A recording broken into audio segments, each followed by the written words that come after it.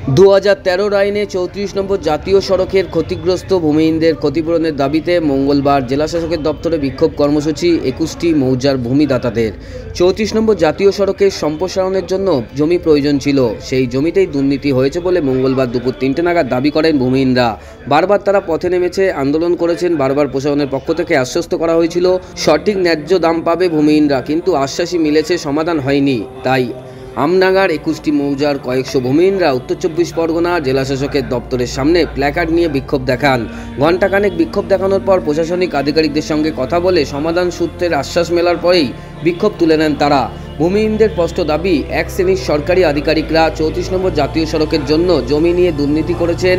ভূমিহীনদের স্পষ্ট দাবি, 2013 আইনে জমির ন্যায্য দাম দিতে হবে। 2013 আইনেই জমির দাম কার্যকর করতে হবে, না হলে তাদের দিক থেকে তারা কোনো জমি দেবেন না। অবশেষে প্রশাসনিক কর্তাদের কাছ থেকে আশ্বাস পাওয়ার পরই বিক্ষোভ তুলে নেন তারা, কিন্তু কার্যকর না হলে আরও বড় আন্দোলনে নামবেন আমডাঙ্গার 21টি মৌজার ভূমিহীনরা।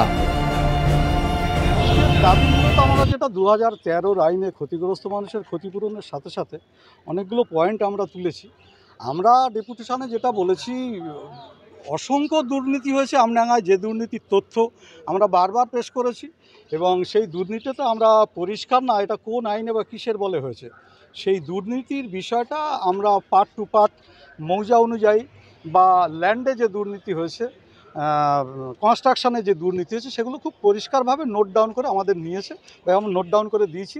এবং এর গভর্নমেন্ট কপি যেগুলো দুর্নীতি হয়েছে আমাদের কাছে রেকর্ড, সেই কপিগুলো আমরা খুব পরিষ্কারভাবে ওনার ওয়েবসাইটে বা ওনাকে দেবো, এরকম একটা কথা হয়েছে, আমাদের কাছে রেকর্ড আছে আর কি। কি দুর্নীতি মূলত হয়েছে, কি দুর্নীতির কথা বলতে চাইছেন আপনি? দুর্নীতি যেটা বুঝছি আমরা পরিষ্কার না,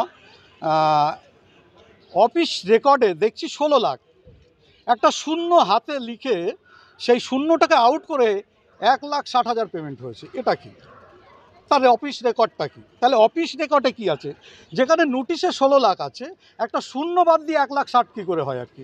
আর এরিয়াটা এমনই একটা পজিশন আছে, একটা শূন্য বাদ দিয়ে 1,60,000 হয় আর কি, এরকম একটা অঙ্ক এসছে। একটা জমিতে একই মৌজায় দেখা গেল 9,000 টাকা শতক, ওই মৌজাতেই একেবারে লো ল্যান্ড, সেই লো ল্যান্ডটার শতক হচ্ছে প্রায় 3.5-4 লাখ টাকা। কী করে? কোথাও কি কোনো পক্ষপাতিত্বের বিষয় রয়েছে? শুধু পক্ষপাতিত্ব না, এখানে শুধু পক্ষপাতিত্ব বললে ভুল হবে, এখানে মানে বৃহৎ একটা অর্থের লেনদেন হয়ে এইগুলো হয়েছে আর কি। আমরা অনেক যারাই কর্মকাণ্ড করেছে, অসাধু আধিকারিকরাই করেছে এগুলো, কারণ রেকর্ড আছে যেগুলো, সেটা হচ্ছে আমাদের রেকর্ড, গভর্নমেন্ট রেকর্ড আর কি। আপনারা এখন কি চাইছেন?